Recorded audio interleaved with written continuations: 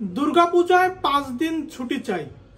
কারণ হচ্ছে হিন্দুদের 5 দিনেই কিন্তু পূজাটা হয় এবং এটা হচ্ছে বছরের সবচেয়ে বড় পূজা হিসেবে বাংলাদেশে পালন করা হয়। এই কারণে 5 দিনেই ছুটি চাই।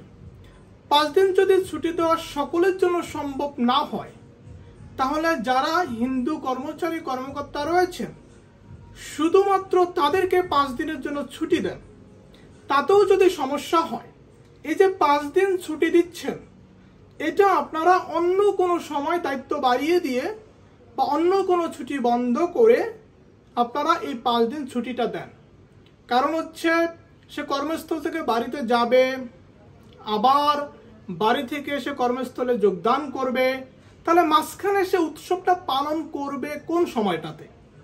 এই কারণেই 5 দিন আসলে ছুটিটা দরকার। যদি সকলের জন্য দেওয়া সম্ভব না হয়, যদি দেওয়া সম্ভব হয় সকলের জন্য, তাহলে অনেক বেশি ভালো হবে। তাহলে হিন্দু মুসলমান যেভাবে মিলেমিশে আমরা দুর্গাপূজার আনন্দ উপভোগ করি, আমাদের বাংলাদেশে যে সাম্প্রদায়িক সম্প্রীতি সেটা আমরা দেখতে পাবো। আর সেটা যদি একেবারেই সম্ভব না হয়, শুধু হিন্দুদের জন্য 5 দিন ছুটি চাই দুর্গাপূজাতে।